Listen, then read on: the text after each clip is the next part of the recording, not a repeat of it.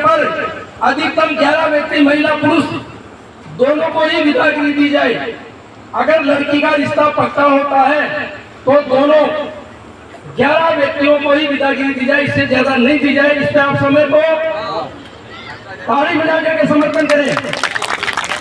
बिंदु संख्या 4, सगाई में बाद में लड़के के माता पिता, दादा दादी, भाई बहन, बुआ, सुहासना, मामा, पहले एक सुहासना और एक मामा माना जाता था। उसी प्रकार से इसमें भी एक सुहासना और एक मामा और स्वयं लड़के को ही कपड़े दिए जाएंगे।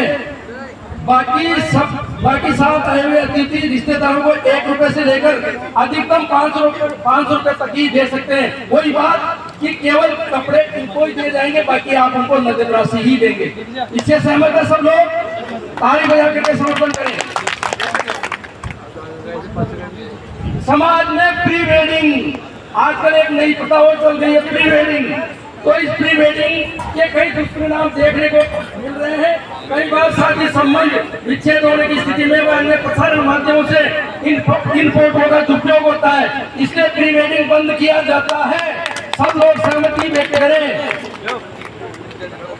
बिंदु संख्या 6, बालक बालिकाओं को देखने पर रिश्ता पक्का होने के बाद मुख्य कार्यक्रम विवाह समारोह ही रहेगा। रिंग सेरेमनी, लगन, टीका, सगाई, मांडा और आशीर्वाद आदि कार्यक्रमों में से कोई सा भी एक बड़ा कार्यक्रम आयोजित किया जा सकता है। या तो आशीर्वाद समारोह कर लो, या रिंग सेरेमनी कर लो, या मांडा दे दो। यानी इनमें से केवल एक ही कार्यक्रम आयोजित किया जाएगा बड़े रूप में से, बाकी कार्यक्रम नहीं होंगे। तो इसके ऊपर सब सहमति व्यक्त करें ताली बजा करके। आगे बिंदु संख्या 7, हल्दी और मेहंदी की रस्म परिवारजनों तक ही सीमित रहेगी। इस रस्म पर किसी प्रकार का कोई बड़ा आयोजन प्रयोजन नहीं होगा और इस आयोजन में किसी भी तरह की वस्तुएं सामान आगंतुकों को नहीं दिए जाएंगे। अपने होता है वो प्लेट ला करके बांटते हैं, तो ऐसे कार्यक्रम अब आयोजित नहीं होंगे। आप सभी लोग सहमति व्यक्त करें ताली बजा करके कि ऐसी कोई चीज नहीं बांटी जाएगी। 8वां बिंदु, बहन, बेटी, बुआ, अन्य रिश्तेदारों द्वारा बिंदोरा में डीजे ले जाने पर पूर्णतः रोक लगाई जाती है। हम क्या बिंदोरा भी डीजे से खिला रहे हैं, तो ये जो बिंदोरा डीजे से खिलाते हैं इसके ऊपर पूर्णतः रोक लगाई जाती है। साधारण रूप से बिंदोरा ले जाया जा सकता है। महिला संगीत के अवसर पर निश्चित कार्यक्रम स्थल पर आवास पर आप महिला संगीत पर डीजे लगा सकते हो। महिला संगीत पर डीजे लगाने में कोई रोक नहीं है, लेकिन जो बिंदोरा लेकर के पर जाते हैं डीजे लेकर के, उस पर रोक लगाई जाती है। आप लोग सब सहमत हो इस पर? ताली बजा करके सब इसका समर्थन करें।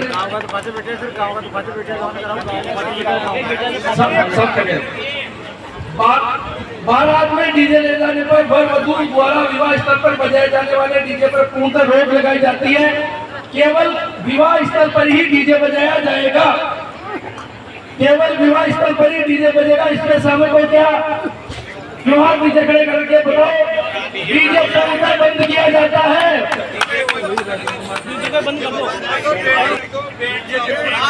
डीजे को बंद किया जाता है आज से। 10वां बिंदु, कृपया शांति रखिए। जानवर जी कृपया शांति रखिए। वर पक्ष की तरफ से कृपया शांति रखिए। ध्यान से सुने पहले। वर पक्ष की तरफ से बारात में बारातियों की अधिक संख्या 200 रहेगी।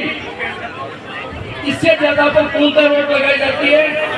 एवं आशीर्वाद समारोह में वधु पक्ष की ओर से आगंतुक मेहमानों की संख्या महिलाओं से 50 से अधिक नहीं होगी। महिलाओं की संख्या 50 से अधिक नहीं होगी। बारातियों की संख्या 200 से ज्यादा नहीं होगी।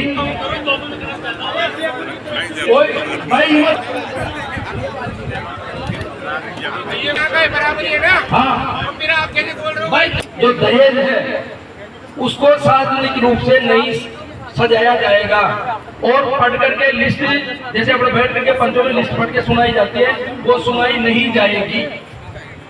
आप जो देना है आप अपने हिसाब से दो, बाकी पंचों के बीच में न तो पढ़ के लिस्ट सुनाई जाएगी और न गार्डन में या घर के ऊपर वो दहेज सजाया जाएगा।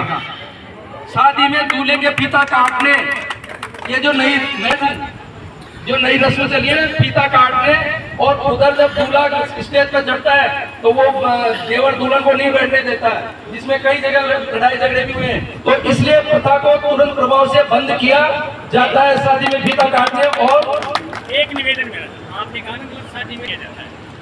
अरे देखो भाई, एक अरे आप हमें तो बता रहे हैं, आपको बता रहे हैं। अरे एक मिनट मेरी सुना देते हैं, और जब ये विवाद होता है तो उस लिस्ट के हिसाब से आपका निपटारा होता है क्या? लिस्ट के हिसाब से निपटारा करेंगे क्या?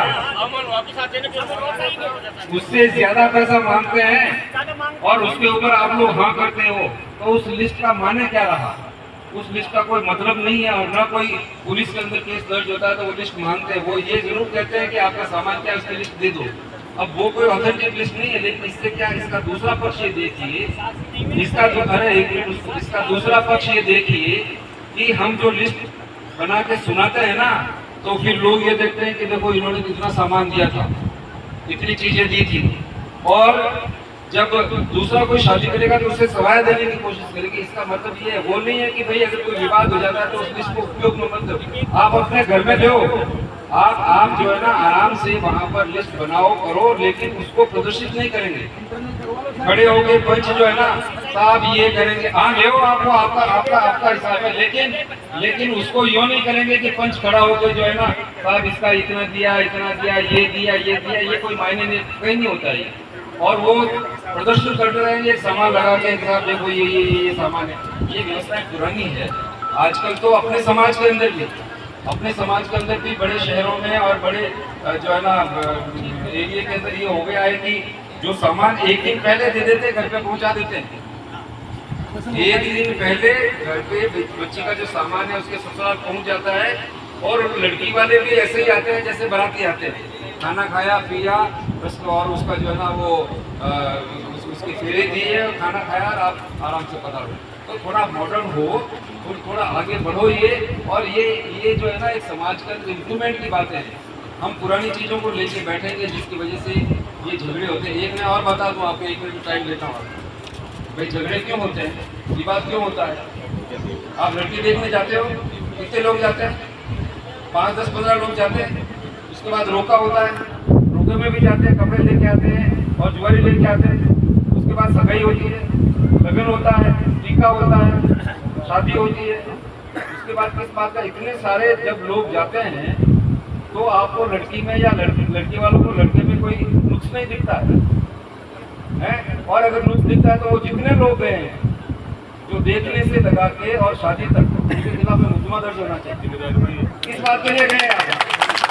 क्यों गए हैं आप? और गए हैं तो आप निपटाओ, है ना? वहाँ आप जुआरी रहने तो चले जाते हैं, और जब बच्ची का विवाद होता है और घर में जब दोनों के संकट आते हैं तो आप नजदीक नहीं आते हो।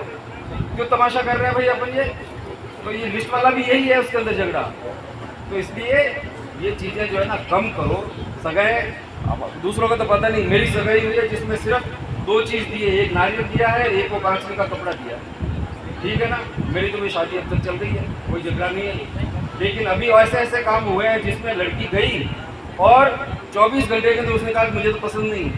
अरे तेरा भला हो, तूने उस लड़के को देखा है, प्री वेडिंग शूटिंग कराई है, वहाँ कहीं जाके 1.5 लाख रुपया खर्च करके तुमने वहाँ पर स्टेज पे जो है ना वो तेरे भाई ने वो रोका है, वहाँ पर सोफे पे ऊपर बैठ गया था वो, और इतने सारे लोग जो है ना वो इतनी सारी काम करी है, इतनी सारी सीरीज करी है देखने से लगा के और शादी तक, तब तक तुम्हें उस लड़के में नुक्स नहीं नजर नहीं आता।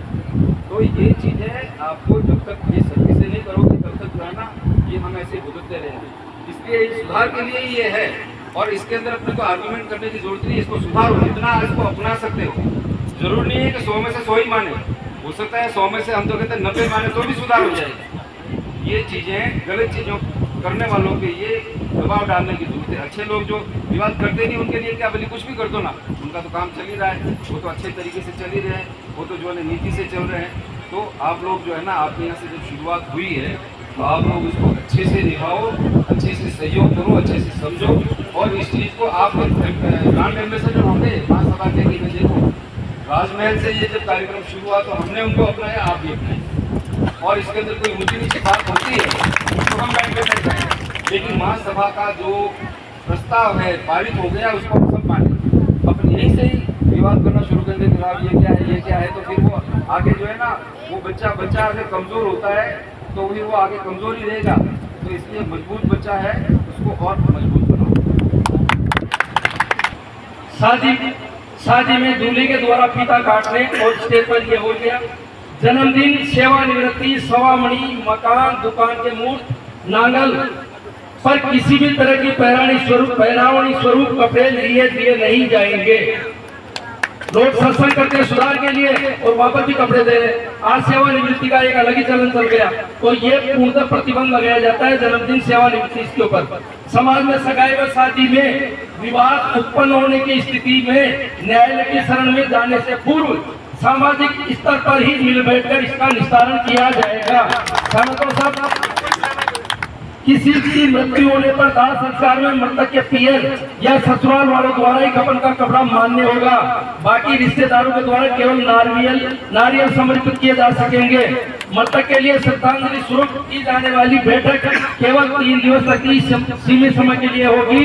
लगातार 12 दिवस सीसी पूजन तक नहीं चलेगी।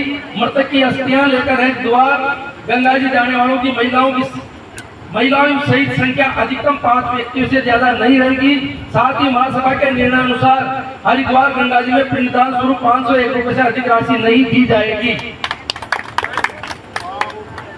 मृत्यु बोझ को सरकार द्वारा पूर्णतः बंद अवैधानिक घोषित किया हुआ है, अतः समाज द्वारा इसकी पूर्णतः पालना करना आवश्यक है।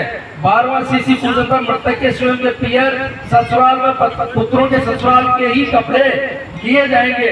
पगड़ी रस्म व सीसी पूजन व इसमें अन्य किसी भी कार्यक्रम के लिए अधिकतम 101 रुपए लिए जाएंगे।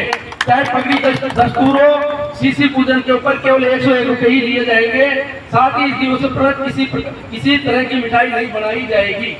समझ तो आप सब लोग, ये कुल 16 बिंदु है, आपको पढ़ के सुना दिए हैं। और ये 16 बिंदु किसी दूसरे व्यक्ति के लाभ के लिए नहीं होकर के हमारे स्वयं के लाभ के लिए मोटा मोटा आकलन ये करना है हमें कि ये किसी दूसरे व्यक्ति का भला नहीं हो रहा। इनको बंद करने से केवल हमारा खुद का भला हो रहा है, हमारा खुद का पैसा बच रहा है। तो इसलिए इसको हम सब अपनाने, एक दफा पुनः तालियां बजा करके और इनका समर्थन करें। अब मैं अपनी वाणी को विराम देते हुए यहाँ राजनगर की धरा पर टोंक जिले में पधारे हुए अखिल भारतीय रेडियो महासभा के सम्मानित राष्ट्रीय अध्यक्ष जी और उनकी संपूर्ण टीम का और विधायक महोदय का हार्दिक अभिनंदन करते हुए इन 4 लाइनों से अपनी वाणी को विराम देता हूँ कि हो गई पीर परवसी पिघलनी चाहिए, हो गई पीर परवसी पिघलनी चाहिए। पीर मतलब ये समाज के अंदर बहुत बड़ी बीमारियां पैदा हो चुकी, तो हो गई पीर परवसी पिघलनी चाहिए। इस राज महल रूपी हिमालय से कोई गंगा निकलनी चाहिए। हंगामा खड़ा करना हमारा मकसद न हो, समाज की सूरत और सीरत बदलनी चाहिए, समाज की सूरत बदलनी चाहिए। धन्यवाद। जय भीम, जय गंगा।